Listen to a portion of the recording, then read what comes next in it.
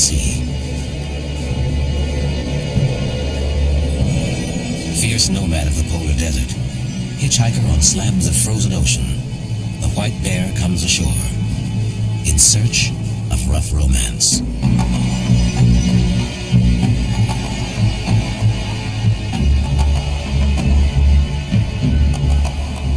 With this titanic pairing, the male fulfills his only responsibility as a father. But the mother saga is just beginning.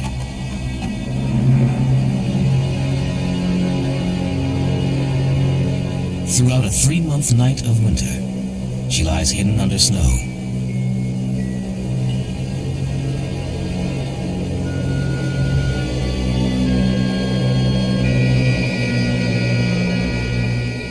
And when the dawn of the following spring beckons, the buried treasures of the Arctic emerge to inherit the ice. This is the tale of 2 years in the lives of these great white bears, and of 2 young cubs who must learn to survive in one of the harshest places on Earth.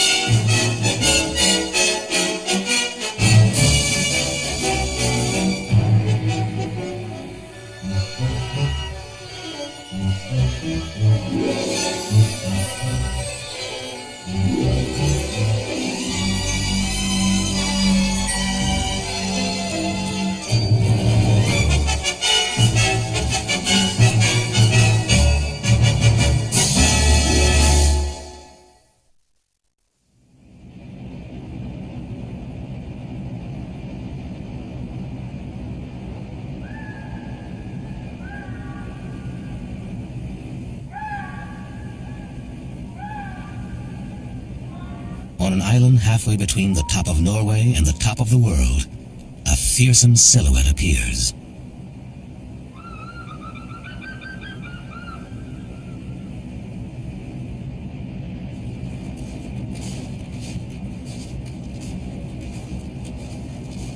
He has spent the winter roaming the pack ice, getting fat on seals.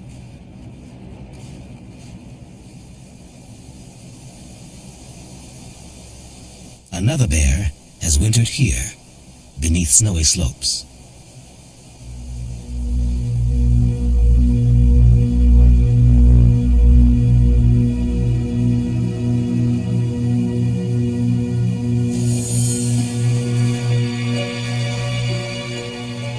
The female has been entombed for 5 months and has not eaten since fall. Groggy from her long sleep, she tests the air, scenting for trouble that her sun-dazzled eyes might miss.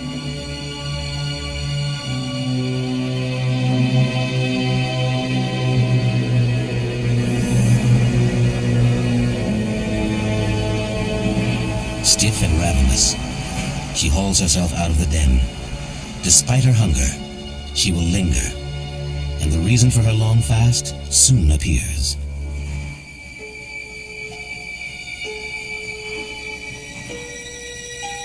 Born 3 months ago, her 20-pound cub takes a first glimpse at the world outside the den.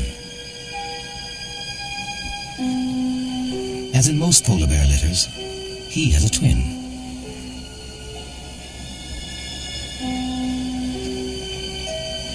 For this first outing, the mother will not let them stray even a few feet from the mouth of the den.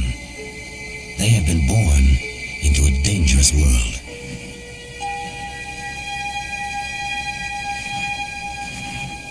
Half of the cubs born here die in their first year, some killed by adult males on the prowl.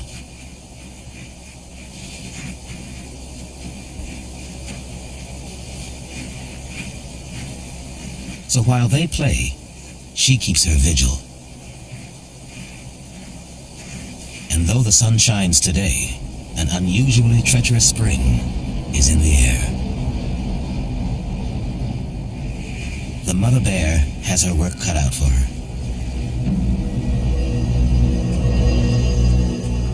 In a tremendous clash of sun and ice, glaciers shatter, and the Arctic Ocean begins to melt, revealing a ghostly archipelago.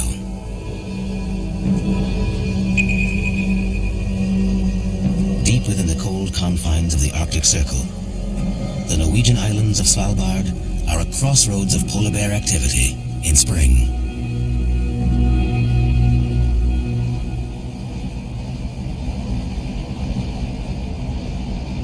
This far north, winter never surrenders easily. And this year, the island's stocky little reindeer are in for a bitter spring.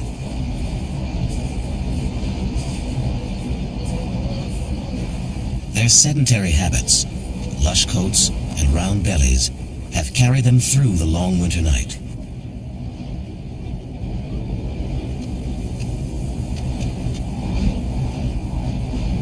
They scrape by on sparse vegetation, laid bare on Svalbard's wind-torn ridges.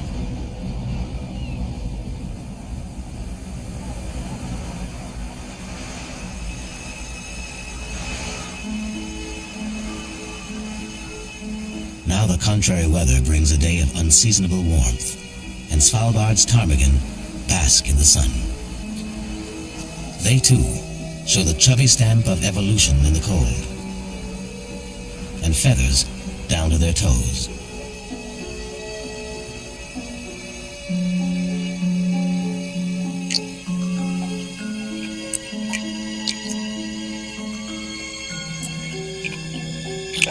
Powder turns to liquid as temperatures rise, only to freeze solid as intense cold returns yet again. The tundra becomes a vast skating rink, inflicting a last indignity on the struggling reindeer and icing over their meager food supply. The setback takes its toll. The reindeer here usually die of starvation in old age, their teeth worn to nubs by years of desperate grazing among gravel and ice. But this year, even those in the prime of life are vulnerable.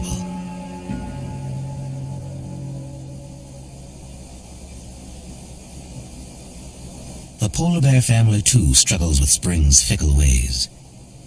To get her digestive system going again, the mother grazes on moss after her long fast. But the refreeze has made for slim pickings and unsure footing.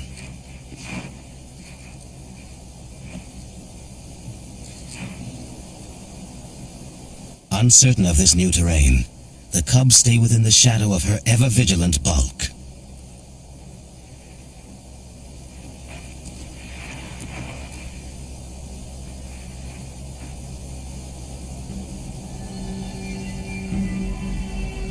The sight of a distant male sends her hustling for the safety of the den, beckoning her cubs to follow.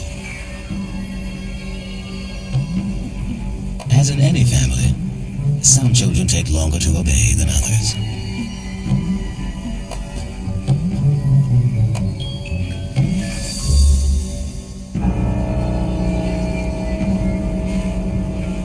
But the big male pays them no notice.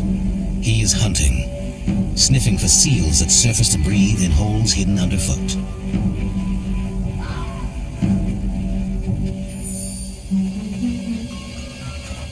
He has a diminutive shadow, an Arctic fox, hoping for a free meal.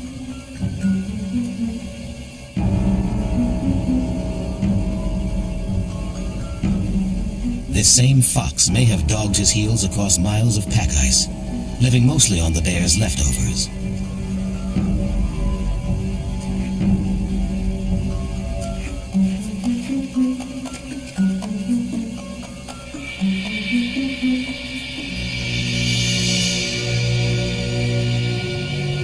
Sun and Svalbard's currents rend huge cracks in the ice, cracks where ringed seals might surface to breathe.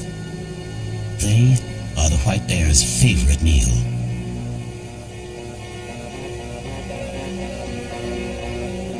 Hauled out on the ice, they are as wary as they are conspicuous, and not at all fooled by the bear's casual approach.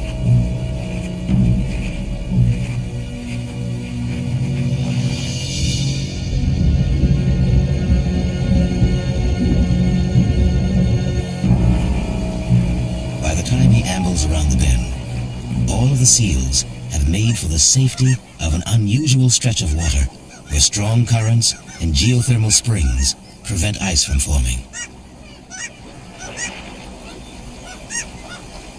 The seals keep an eye on the predator. But without the element of surprise, he's little threat to those in the watery oasis.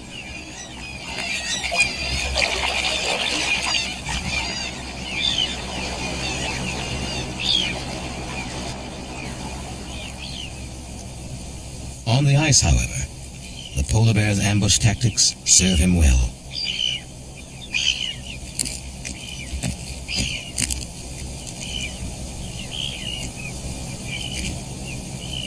Within minutes, ivory gulls materialize to scavenge their share.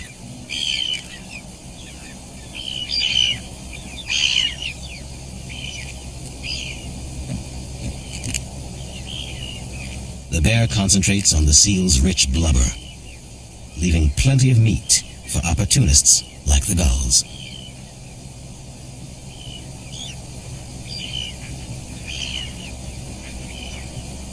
His belly full, the big bear heads off. His shadow, the fox, can store less fat on his little body, and so hides bits in the vast natural freezers of the Arctic.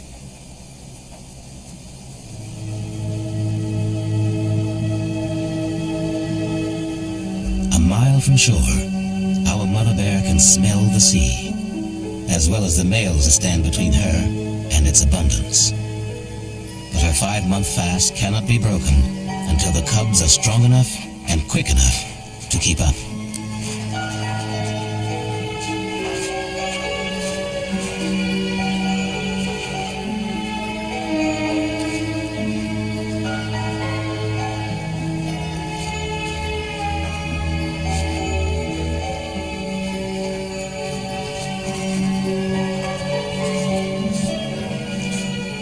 The more time they spend at the den, the better prepared they'll be for the unforgiving life of an Arctic predator. But while they grow fat and strong on their mother's milk, she cannot hunt and grows thinner by the day.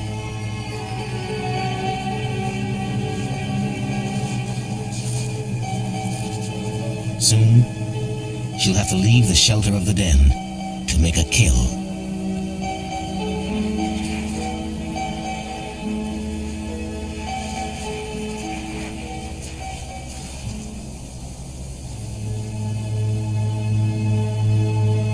Svalbard means cold coast, so dubbed by its Viking discoverers some 800 years ago. But these northerly coasts are far less cold than might be expected, thanks to blessings from afar.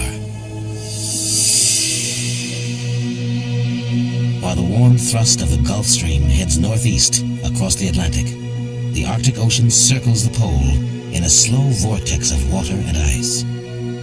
Situated at the crossroads of the two mighty currents, Svalbard enjoys a relatively balmy climate, a rare haven this far north. While our mother remains ashore, a female without cubs plays in the sea with a male. They are powerful swimmers, propelling themselves with huge front paws and steering with the rear.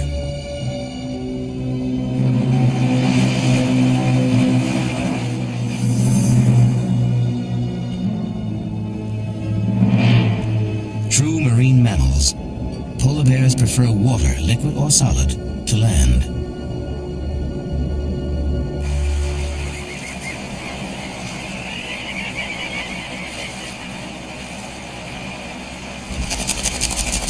In these days of spring, the cries of other creatures break the Arctic silence. Seabirds now mount a winged assault on the islands. Most are newcomers compared to the fulmar, which may have returned in the dead of winter.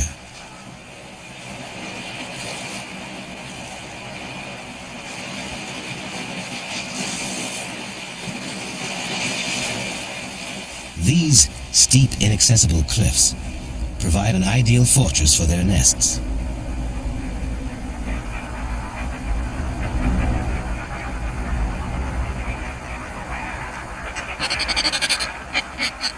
chipping out icy homes in the most precarious of places. The Fulmars are free to conduct their raucous courtship rituals, unmolested by predators. By genetic agreement, the male shares in the incubation of the eggs, a daunting prospect where winds may whip up to almost 200 miles per hour in an instant.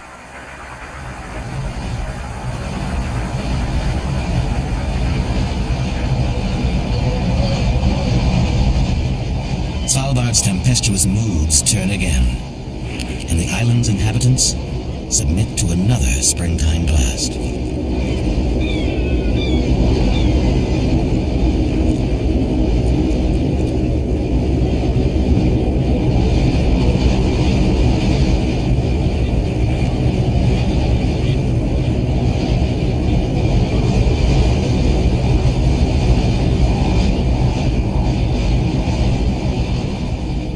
As suddenly as they came, the winds subside.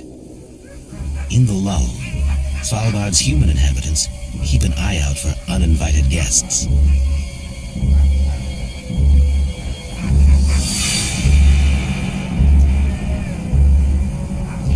At the island's weather station, dogs serve double duty as transportation and intruder alert. The bear presents no real threat to the dog. He's much more interested in stealing the dog's food. Seal carcasses hung tantalizingly beyond his reach. The platform has been specifically designed to foil hungry bears. But someone has inadvertently left a solution to his puzzle.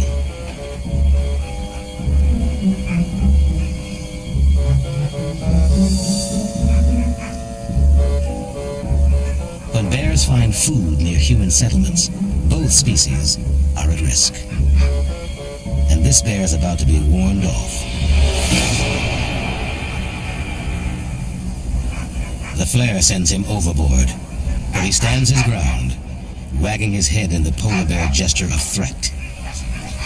Hey, forsvinn fra henne! Hysj! Hei, hold deg!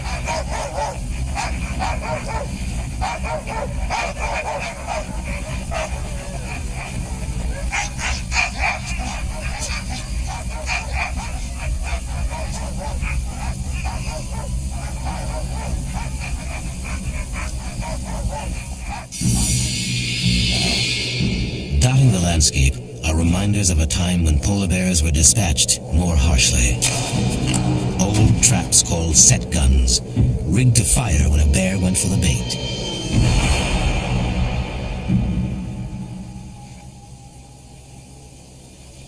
A hunter made these films in the 1960s.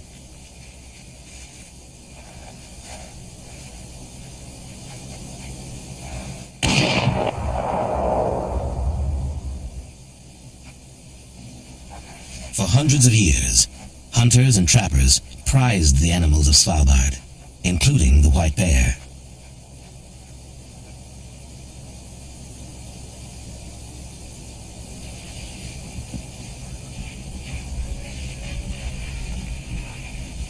Bear skins brought good money, and orphaned cubs might be sold to zoos or circuses.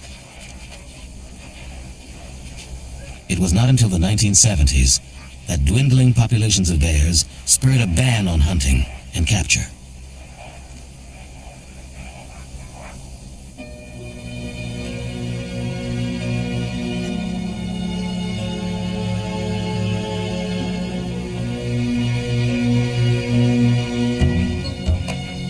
Ten days after our bear family's first emergence from the den, the mother can ignore her hunger no longer.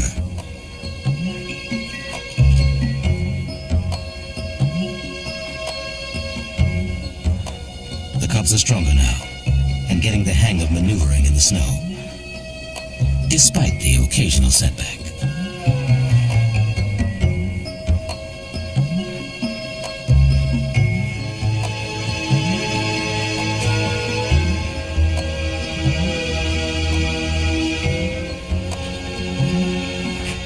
close to their mother, ready for another stroll around the den.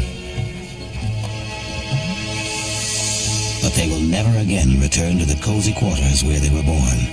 From now on, only their mother will stand between them and the dangers of life on a vast frozen ocean.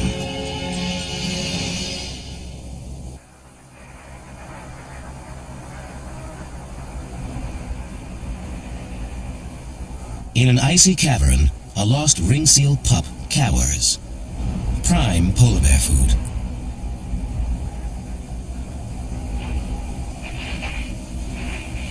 In time, our mother will teach her cubs to hunt. But for now, the first lesson of survival in the cold is conservation of energy. Lounging about is something polar bears have raised to an art form.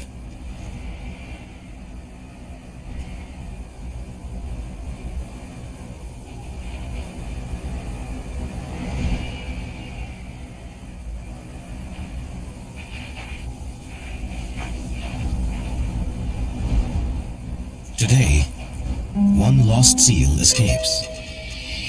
But a new and silent threat hangs over the inhabitants of this seemingly pristine world.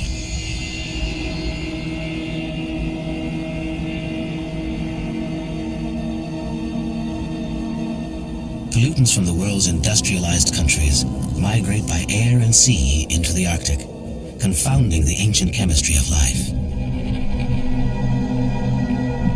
Arriving from as far as 1,000 miles away, these chemical invaders are passed from brown-green plankton to shrimp-like krill to Arctic cod. Eventually, toxins like PCBs become increasingly concentrated in the fatty tissues of animals higher in the food chain. This same vital blubber that keeps this bearded seal alive may one day prove its downfall. The haunting voices of these elusive seals ring out continuously across the ice floes of the Arctic.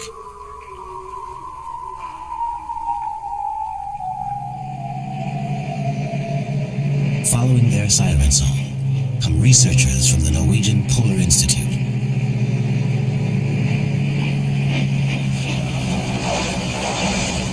A startled mother takes to the sea, leaving her bewildered pup behind.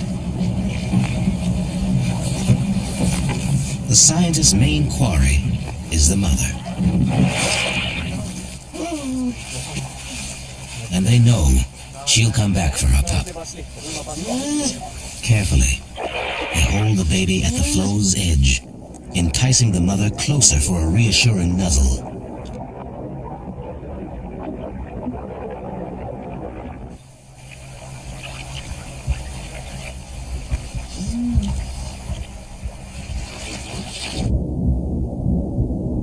Torn between the instincts of self-preservation and motherhood, she submerges again and again.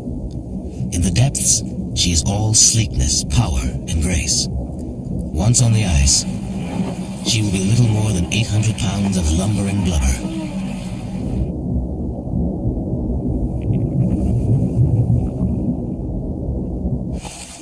Inevitably, maternal instinct wins out.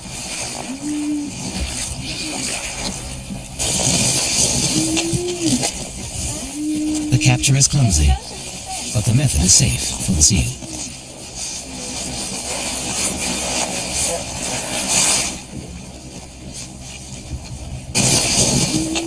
Go, tiger. This sweet-faced bearded seal pup is packing on blubber at an enormous rate, 8 pounds a day. Getting hard. His mother's milk holds the key. A rich white brew, half of it pure fat. This ancient recipe for survival in the cold is now sullied with chemicals toxic to seals. And polar bears eat seals.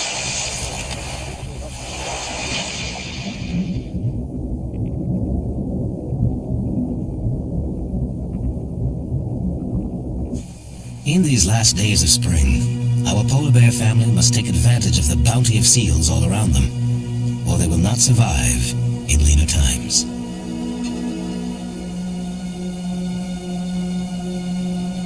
A bearded seal pup lies stranded on the ice, and the mother catches its scent. She begins to stalk. Eventually, her cubs will learn to stay still when she goes into hunting mode. But for now, they scamper after her, threatening to give her away. But for this young seal, there is no escape.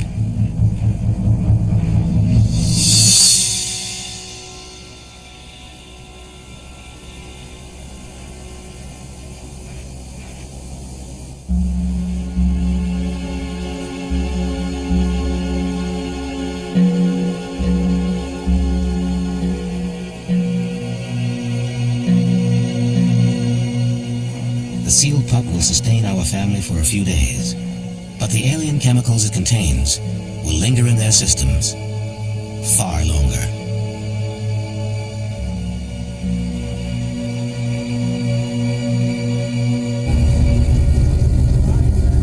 To find out how long, the Polar Institute regularly studies the bears of Svalbard.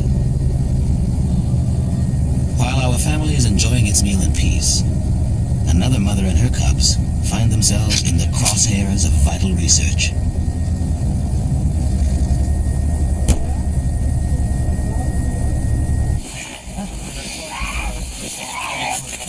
Testing a mother with cubs is a delicate business. The babies stick right with their mother, but the team gently lassos them in case they should panic and try to run off.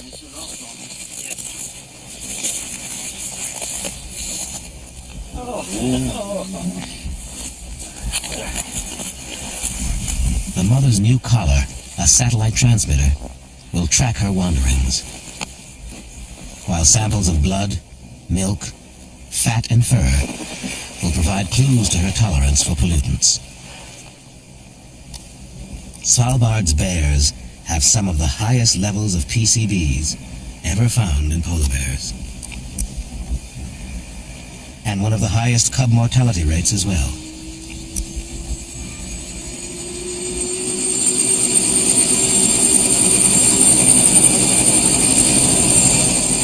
As this mother starts coming around, the team keeps its distance as they watch her recover.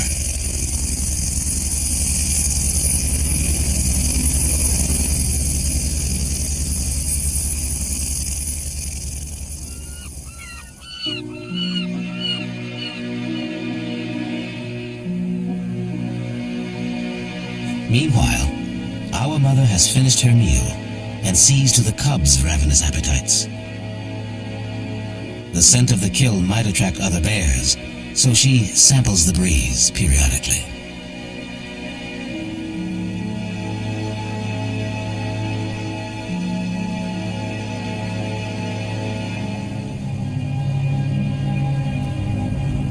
Caution is justified when giants are about. The trail leads to a cub killed by a mature male.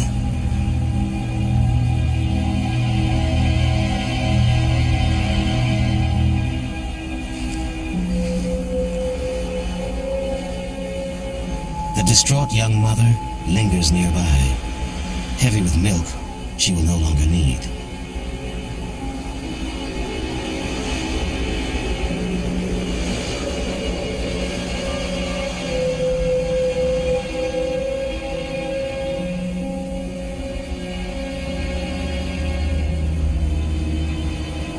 But our mother has done well, and by late spring, the cubs are strong and ready to follow her out onto the retreating pack ice, where seals are plentiful. As the sun climbs higher in the sky, Svalbard is transformed, and other creatures lay claim to the archipelago for its brief summer season.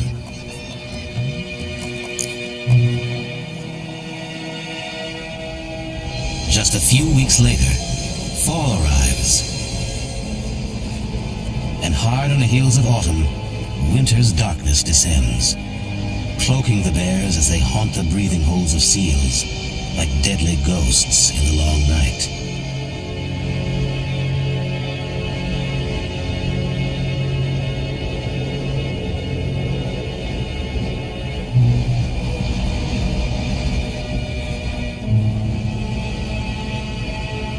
when the sun returns in spring, will they return to Svalbard. If they have survived.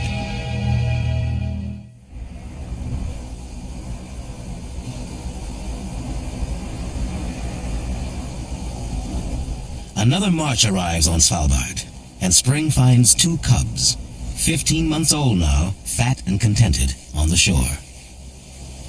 They're 200 pounds apiece, and their mother must kill every few days to keep her family fed. It's time the cubs learn to hunt.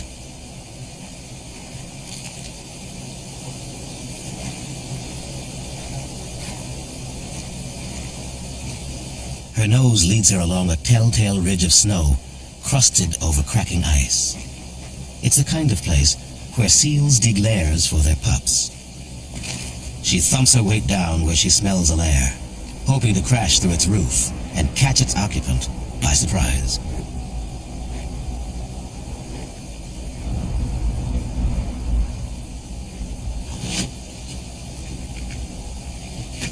Lair crashing is usually performed solo, with utmost stealth. But this is just a lesson. Even if the seals are long gone, the cubs need to master the technique.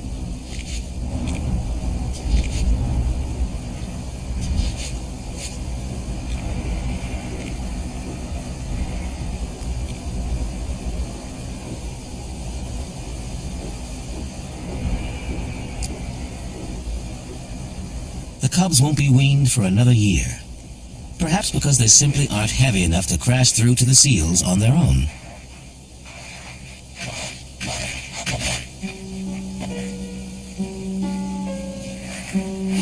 The yearlings love to play, and a reindeer leg provides an endlessly diverting toy.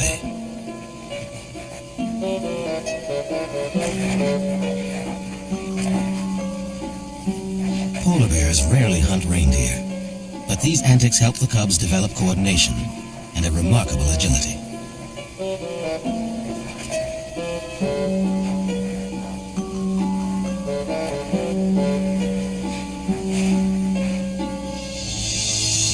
The mother is now content to wander hundreds of yards from her young in search of prey.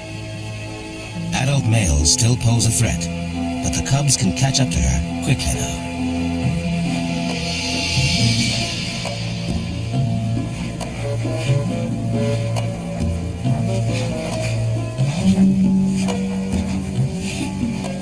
They tussle over the rest of the reindeer carcass, and eventually, their mother joins the game.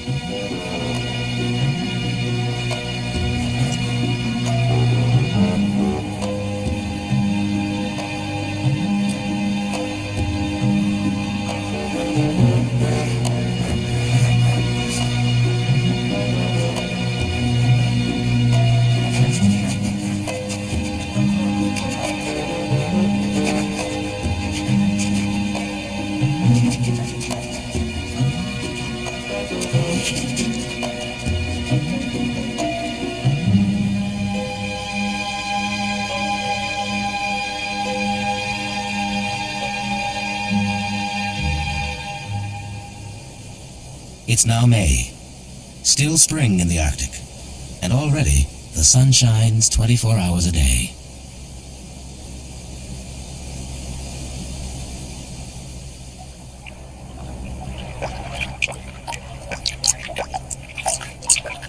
Under its insistent glare, Svalbard is melting.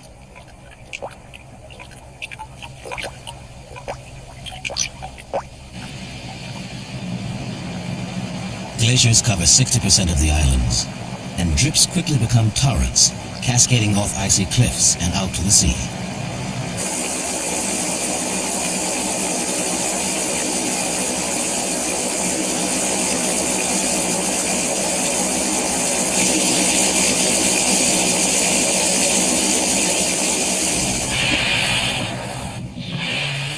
In the newly navigable waters, telltale snorts announce the presence of Svalbard's other giant, the walrus. Spring finds these mighty creatures contentedly packing themselves onto ice floes for some lazy sunbathing.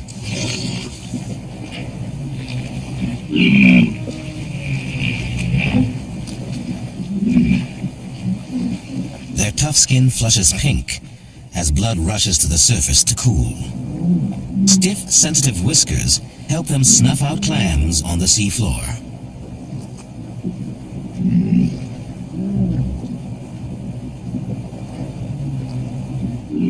Explorers in the 1600s found Svalbard's beaches covered with thousands of these great beasts each spring. Overhunting brought their numbers down to just 100 by 1952. Now protected, walruses roam these waters unmolested, except by killer whales and that other great leviathan of the Arctic seas, the polar bear.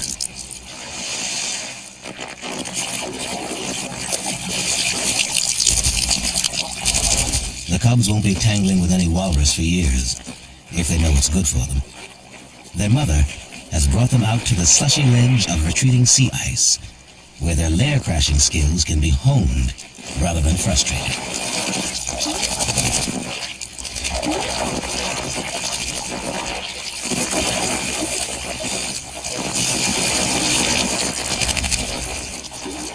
She demonstrates the finer points of amphibious assault from above and below the ice, much to the delight of the cubs.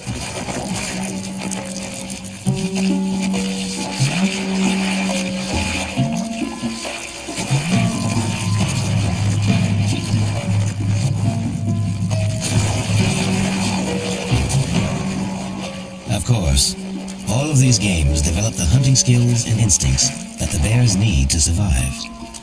But it's impossible to watch this rowdy family tableau without feeling that bears have a sense of fun, and that even Mom has a mischievous side.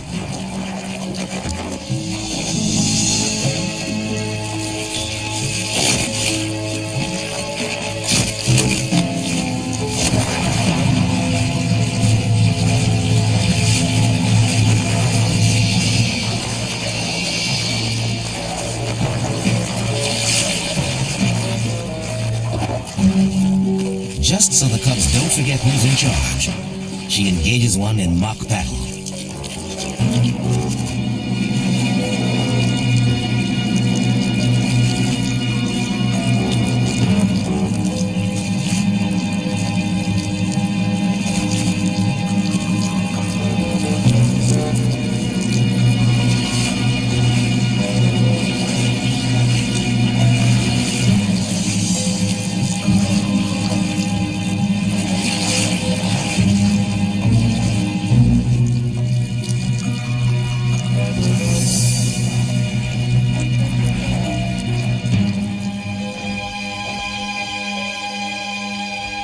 She rolls in the snow, a polar bear's way of drying off.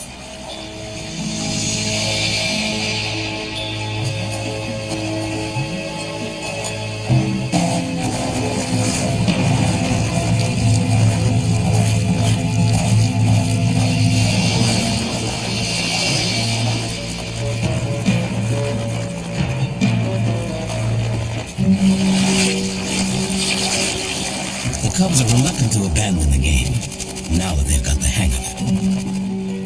But their mother has worked up an appetite.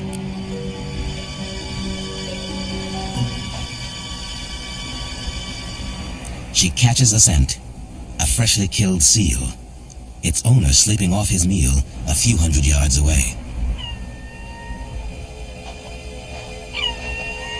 A trick of the wind brings her the scent of food, but not of the hunter stirring nearby.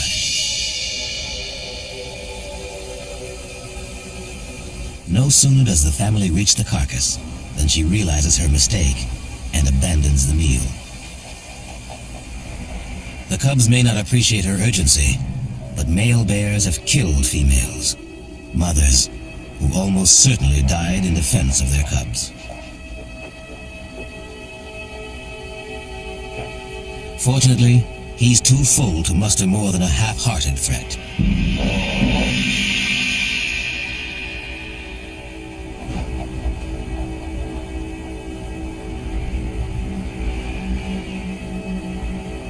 He will soon prove more dangerous to Svalbard's other inhabitants.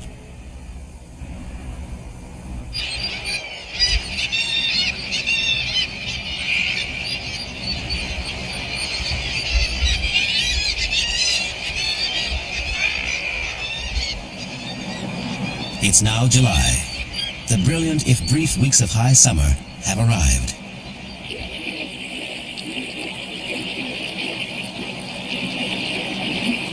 Svalbard cloaks itself in lush colors, hardly recognizable as the cold coast.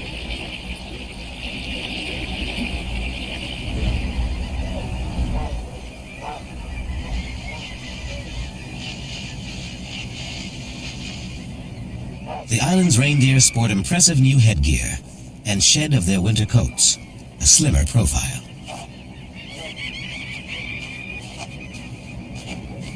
With a single-minded purpose born of generations of lean winters, they vacuum up purple blossoms, oblivious to the many birds now nesting along this shore. Huddling nervously where careless hooves might fall, a well-camouflaged eider duck covers her nest.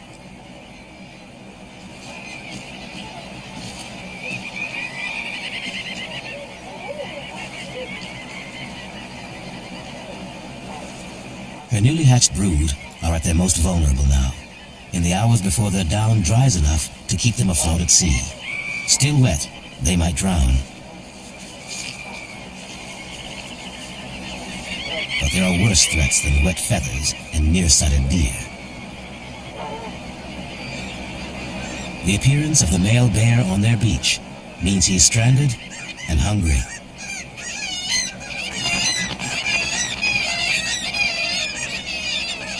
Most bears have headed north with the retreating pack ice, where they can hunt seals through the summer.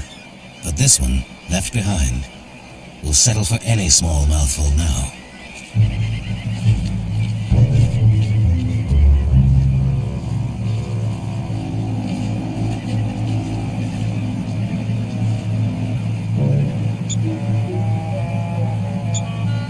An Arctic tern mounts a spirited and surprisingly effective defense of her nest, dive-bombing the bear's sensitive nose.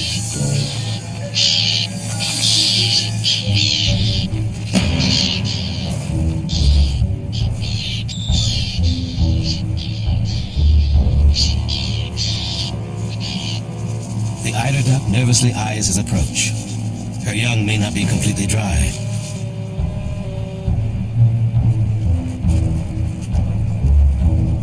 Wet feathers or no, they will have to take their chances on the sea. Another duck abandons her nest.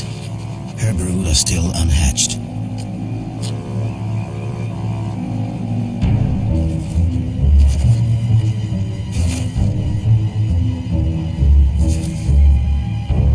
While she looks helplessly on, the bear makes short work of the tiny mouthfuls.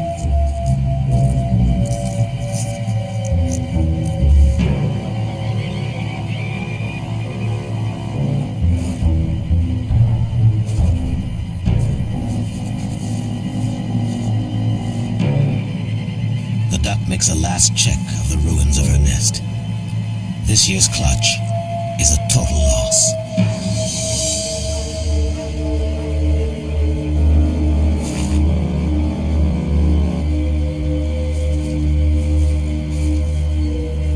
Barnacle geese prove equally helpless to defend their goslings.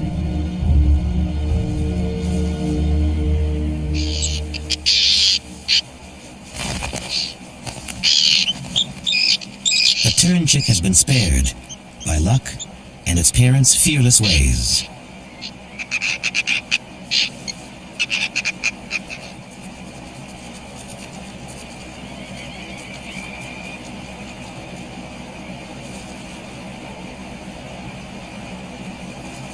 After wreaking havoc among the Lilliputians, the great white Gulliver settles in for a nap. And the surviving eiders head for the safety of the open ocean.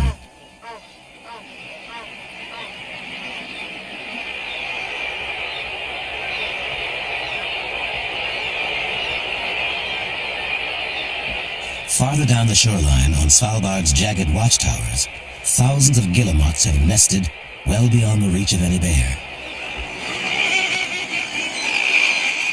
More at home on the sea than in the air, these birds must pay a spectacular price for the lofty security of their nests.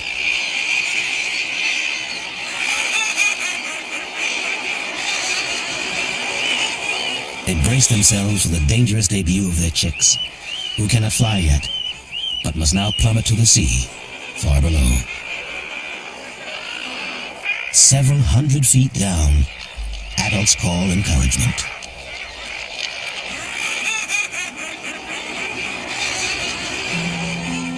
Finally, a chick takes the unfathomable leap, and other adults follow.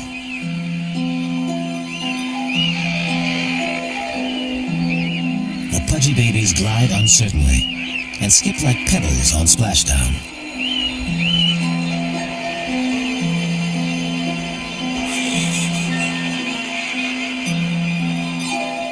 As if the fall weren't enough, the vulture of the north waits in the wings. A huge glaucous gull chatters hungrily at the rain of chicks.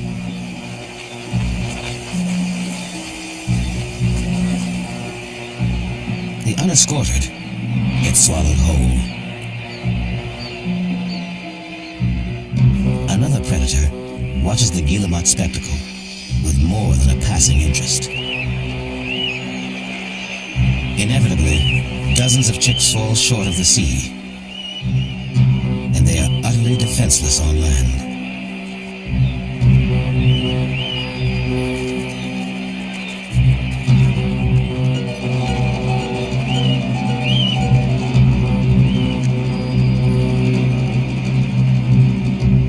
An Arctic fox heads home with food for her own brood.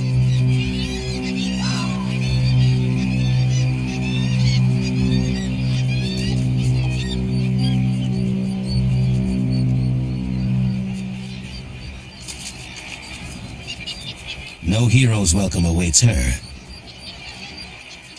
The kits are too busy playing. She's brought them so many chicks that this one becomes just a toy.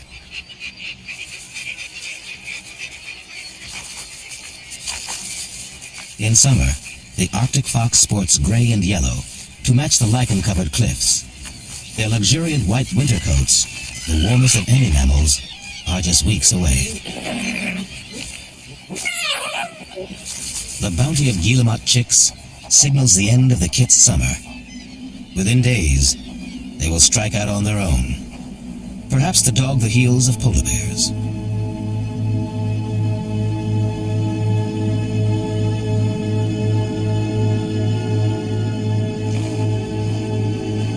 A second long twilight is about to fall on the polar bear family.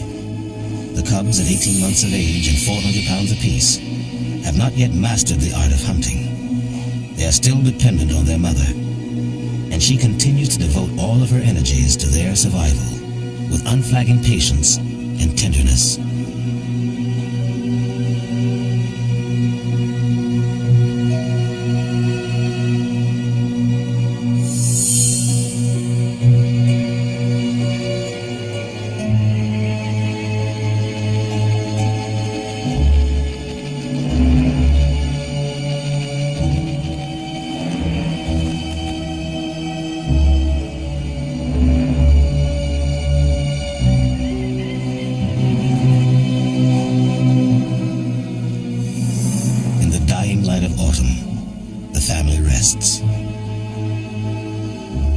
The mother will see the cubs through one last winter, hunting for 3 in relentless darkness and cold.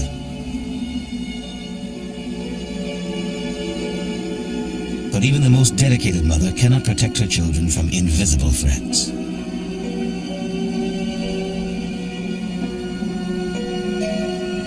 Their fate, as uncertain as that of their Arctic home, the bears of Svalbard disperse on the ice as winter falls.